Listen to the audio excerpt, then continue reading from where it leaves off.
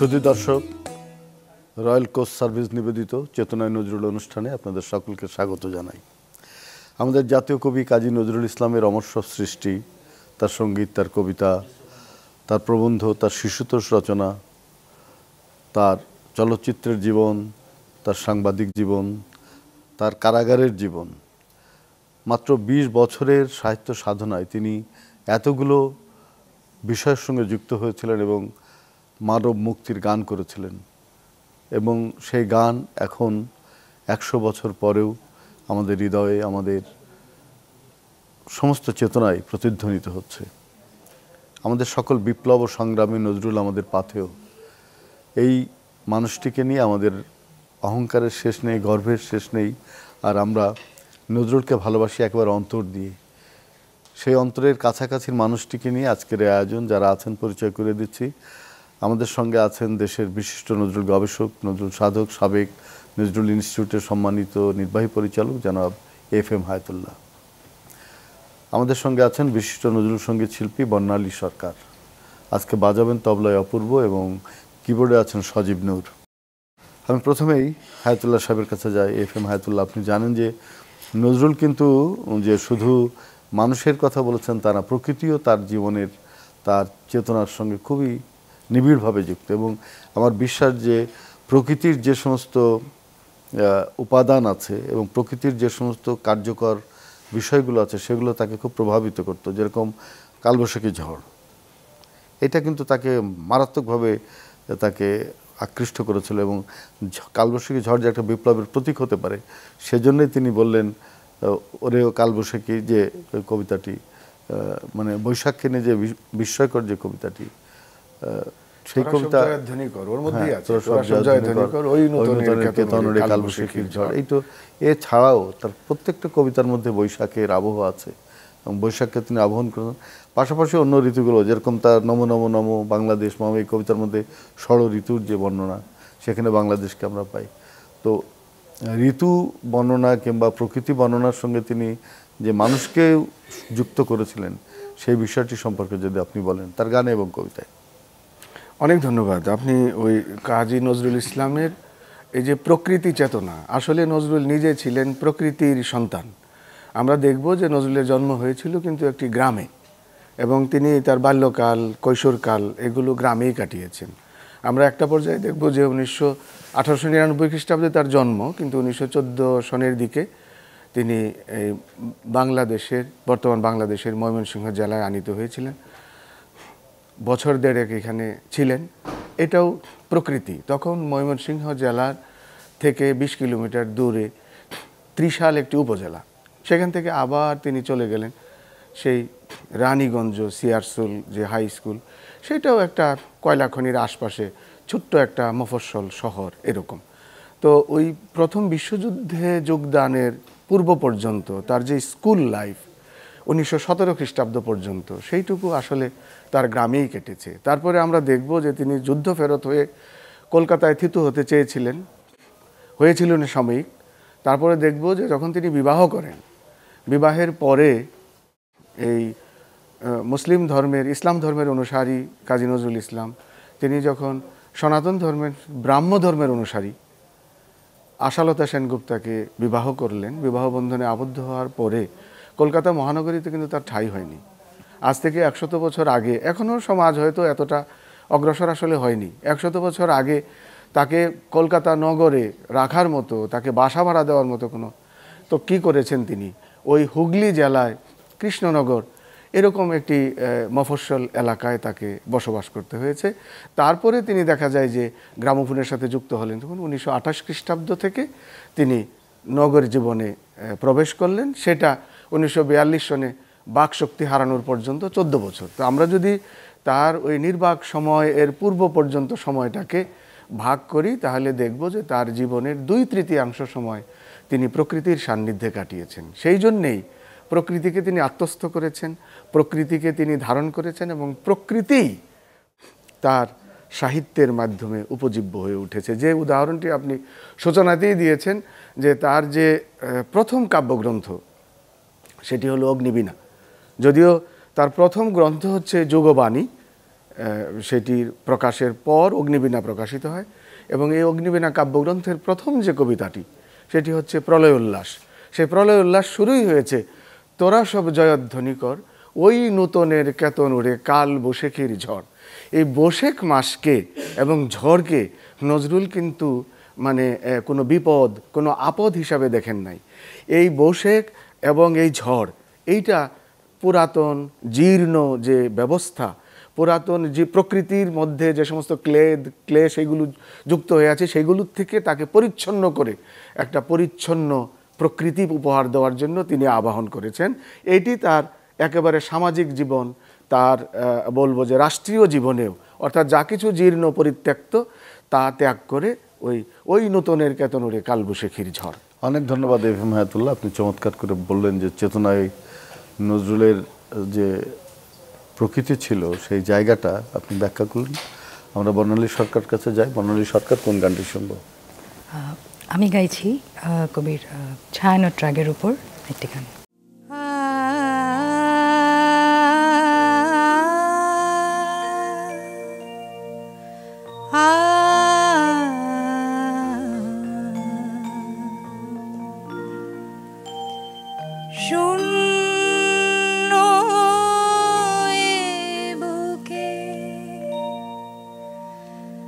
পাখি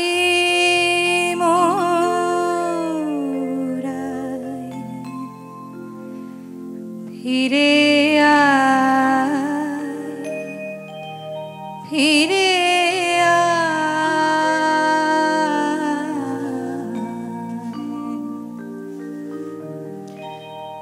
শূন্য বুকে পাখি মোরায় ফিরে ফিরে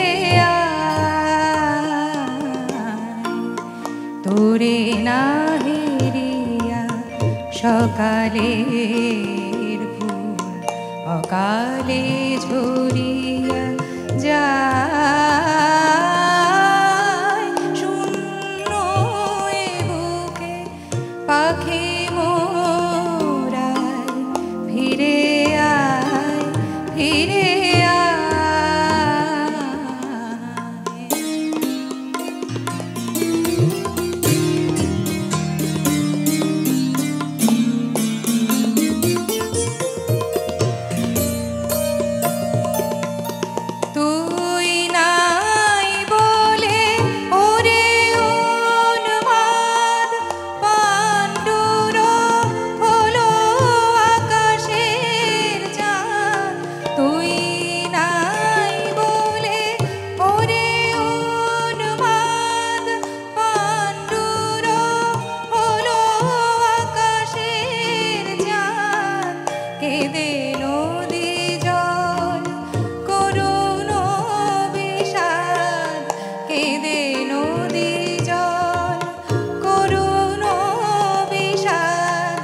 ডাকে ফিরে শূন্য বুকে পাখি মোরায় ফিরে ফিরে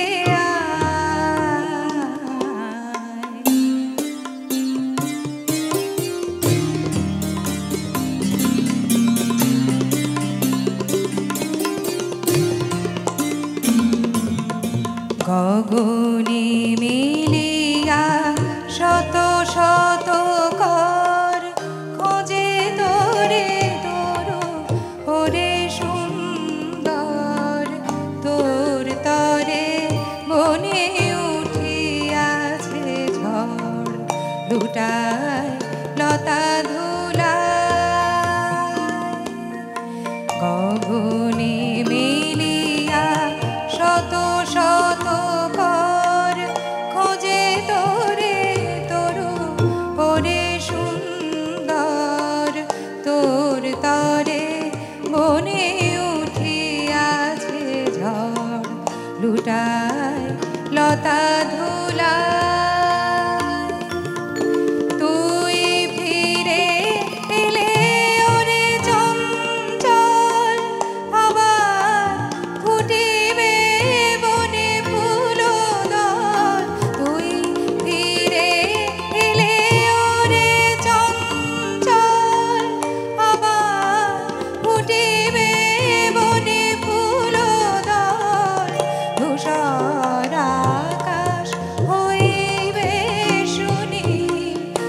ধূসর আকাশ হইবে সুনীল তোর চোখে যাওয়ায় শূন্য এ বুকে পাখি মোরায় ফিরে আয় ফিরে আয় তোরে না হেরিয়া সকালের ফুল অকালে ঝরিয়া যায় শূন্য এ বুকে পাখি মোরায়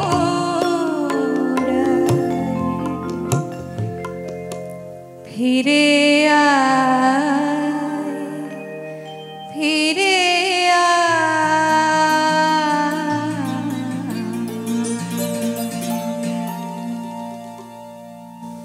অনেক ভালো লাগলো বর্ণালী সরকার, আপনার এই গানটি অনেক ধন্যবাদ আপনাকে। আবারও যাচ্ছে আলোচনায় FM হায়াতুল্লাহ। আমরা ছিলাম প্রকৃতির জগতে নজরুলকে নিয়ে। নজরুলের এই যে প্রকৃতি চেতনা এবং এই প্রকৃতির সঙ্গে যে জীবনের যে মেলবন্ধন তিনি করেছিলেন, এবং সেখানে কিন্তু শুধু যে বৈশাখ এবং তার উদ্দাম নৃত্যের মধ্য দিয়ে যে নতুন সমাজে বিনির্মাণের চিন্তা, এর বাইরেও কিন্তু প্রেম এবং প্রকৃতি সেটা গভীরভাবে ছিল। আমি বারবার দেখি শিউলি ফুল, শেফালি ফুল, এবং যে ফুল ঝরে গেছে সকালে তাকে পাওয়া যাবে না, এবং বিরহ, কান্না, সব কিছু এই ফুলের ভেতর দিয়ে, শিশিরের ভেতর দিয়ে, মানে প্রকৃতির সে স্নিগ্ধ সন্ধ্যার ভেতর দিয়ে তিনি প্রকাশ করছেন, মেলাচ্ছেন মানুষের জীবনের সঙ্গে, এবং তা অপূর্ব।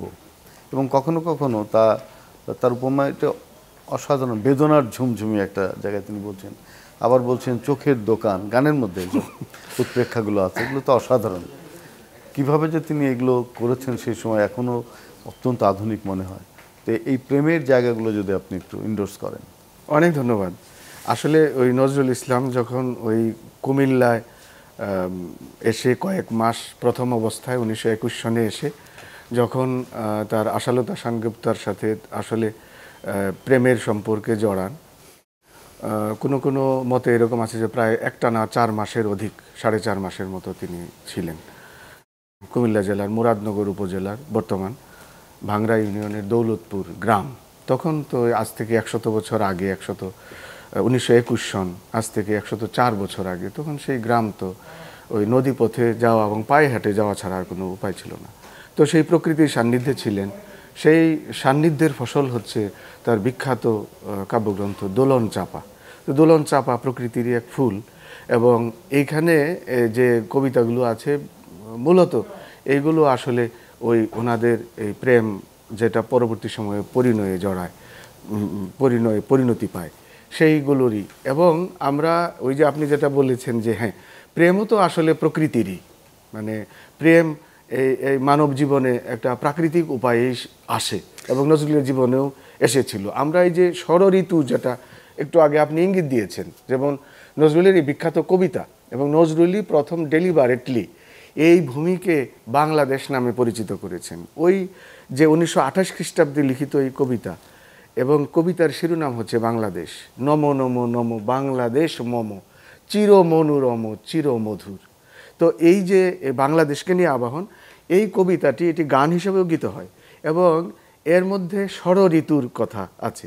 ঠিক একই রকম যেটা ওই যে আপনি যে ইঙ্গিতটা দিয়েছেন যে কেবল প্রেম না, তার দেশপ্রেম, এই দেশের প্রতি প্রেম, সেটাও দেখা যায় যে একটা অপূর্ব গান, একই অপরূপ রূপে মা তোমায় হেরিনু পল্লী জননী। এর মধ্যে কিন্তু এই 6টা ঋতুর কথা এরকম আছে। মানে কত অসাধারণ কাজ যে তিনি করেছেন, এবং তার সাহিত্যে যে মানে ফুলের ব্যবহার প্রকৃতির, এইটা নিয়ে কিন্তু নজরুল ইনস্টিটিউটের একটা পাবলিকেশন আছে, ফুল ও নজরুল। আমি যখন নজরুল ইনস্টিটিউটে ছিলাম সেই সময় আমরা চিন্তা করেছিলাম যে 30 সালে যে ফুলের বাগান হবে, সে নজরুলের গানের মধ্যে কিংবা কবিতার মধ্যে যে ফুলের নাম আছে সব গাছ আমরা লাগাবো। এইটা আমরা লাগিয়েছিলাম। এইটা আপনি তাকে খুব ভালোভাবে চিনেন। একটা আসলে বেসরকারি উদ্যোগে আমার মনে হয় যে এত বড় মানে নজরুলের উপরে কাজ আমাদের বাংলাদেশে আমি দ্বিতীয় উদাহরণ পাই না। তিনি হচ্ছেন ইঞ্জিনিয়ার ডক্টর খালেকুজ্জামান। এই ভদ্রলোক যে বাঁশরী একটি নজরুল চর্চা কেন্দ্র, এইটাতে তার কোনো লাভজনকতা কিছু নাই, কিন্তু তিনি একটি অসাধারণ কাজ করেছেন। তিনি টাঙ্গাইলের মানুষ, টাঙ্গাইল জেলার সখীপুর উপজেলার প্রায় 40 বিঘা জমির উপরে একটি পার্ক করেছেন। সেই পার্কের নাম হচ্ছে নজরুল পার্ক। এবং এইখানে নজরুলের সাহিত্যে যত ফুল আছে, নজরুলের গানে যত ধরনের ফুলের ব্যবহার আছে, এই সমস্ত ফুল ফল এগুলো মানে যেগুলো নজরুল সাহিত্যের মধ্যে আছে, এগুলো এই সমস্ত প্লান্ট নিয়ে তার এই 40 বিঘার পার্ক নজরুল পার্ক। মানে কতটা নিবেদিত হলে। এবং তিনি আসলে নিভৃতে এই কাজগুলো করে যাচ্ছেন। তার 3টা নাটকের প্রযোজনা আছে। আর এই বাঁশরী এটা তো বোধহয় 12তম মানে 12 বছরে পদার্পণ করলো, যেটা নিয়মিত অনুষ্ঠান তিনি করে যাচ্ছেন। তো এইভাবে নজরুল আসলে এই প্রকৃতি এবং প্রেম, এটা আমরা বলবো যে জড়িয়ে সম্পর্ক।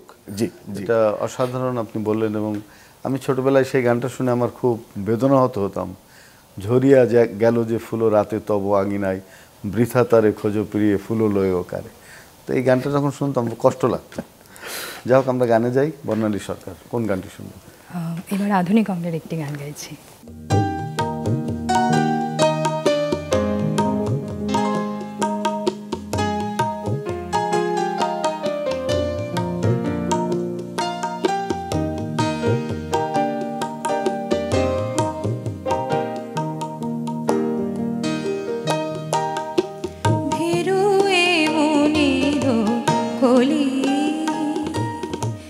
ফোটালে না কেন ফোটালে না, ভীরু এ মনের কলি।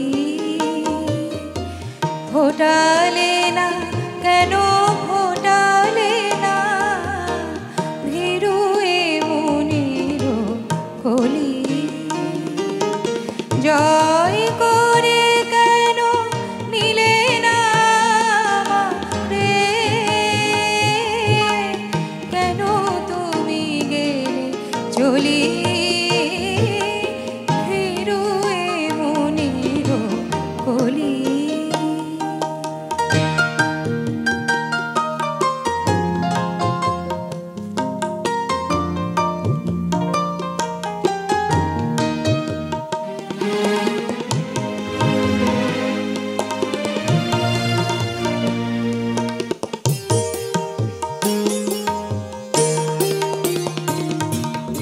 ভাঙিয়া দিলে না কেন, কেন মোর ভয়, কেন ফিরে গেলে শুনি অনুনয়। ভাঙিয়া দিলে না কেন, কেন মোর ভয়, কেন ফিরে গেলে শুনি অনুনয়। কেন সে বেদনা বুঝিতে পারো না,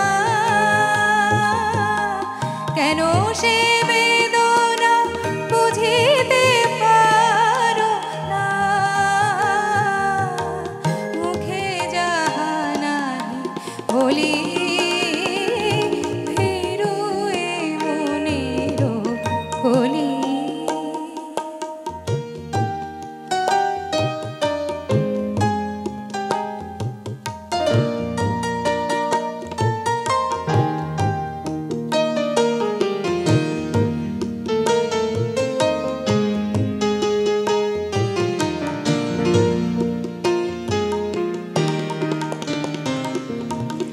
কেন চাহিলে না জল নদী তীরে এসে, অকরুণ অভিমানে চলে গেলে, চলে গেলে মরু তৃষ্ণার দেশে। কেন চাহিলে না জল নদী তীরে এসে, অকরুণ অভিমানে চলে গেলে, চলে গেলে মরু তৃষ্ণার দেশে। ঝড়ো হাওয়া ঝরা পাতারে